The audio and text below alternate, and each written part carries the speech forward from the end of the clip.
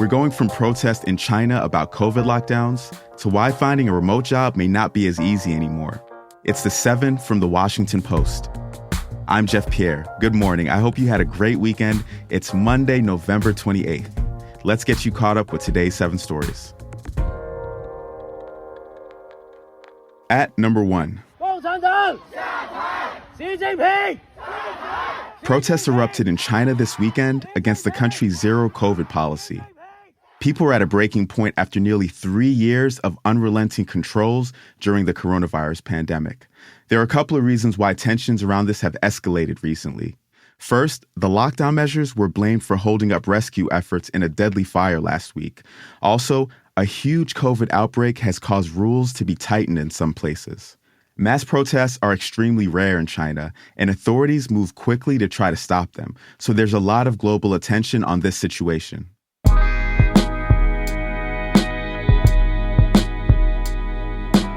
Number 2, the man accused in the Buffalo supermarket rampage is set to plead guilty today. The 19-year-old is suspected of killing 10 people in the racially motivated attack in May. He faces state charges including domestic terrorism and murder as a hate crime. A separate federal hate crimes case, which could result in the death penalty, is pending. On a related note, Democrats have been renewing their calls for a ban on assault weapons after the latest mass shootings that have happened over the last couple of weeks.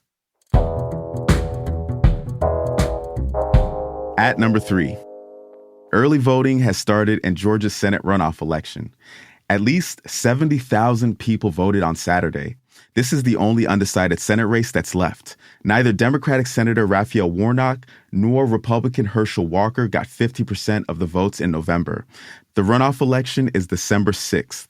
Democrats already won narrow control of the Senate, but another seat would give them more leverage.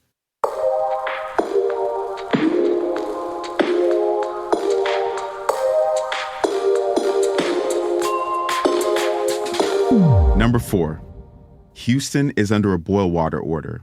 A water purification plant lost power yesterday morning. This called into question the safety of the water for 2.2 million customers in the country's 4th largest city.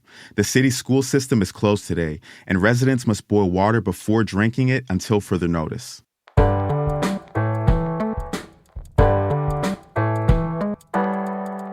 More than 300 people are still dying of COVID every day, and most of them are elderly.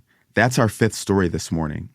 A new analysis from the Post shows that nearly 9 in 10 COVID deaths are people 65 and older, the highest rate of the pandemic.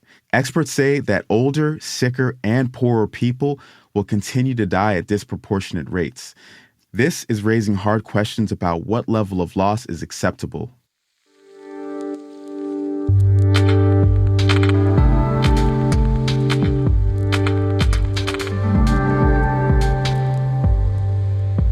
Number 6, sea levels are rising dramatically in a hot spot off the coast of Virginia.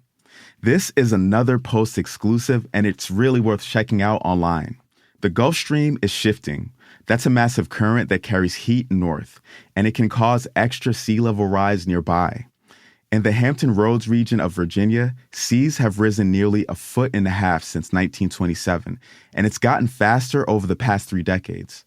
Some communities are already talking about whether to stay or to go. It's a warning for the rest of the East Coast and the world.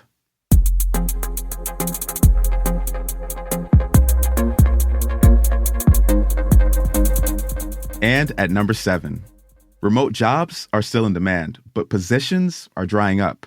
A recent report found that half of job applications submitted on LinkedIn are for work-from-home positions, but work-from-home jobs make up only 15% of listings.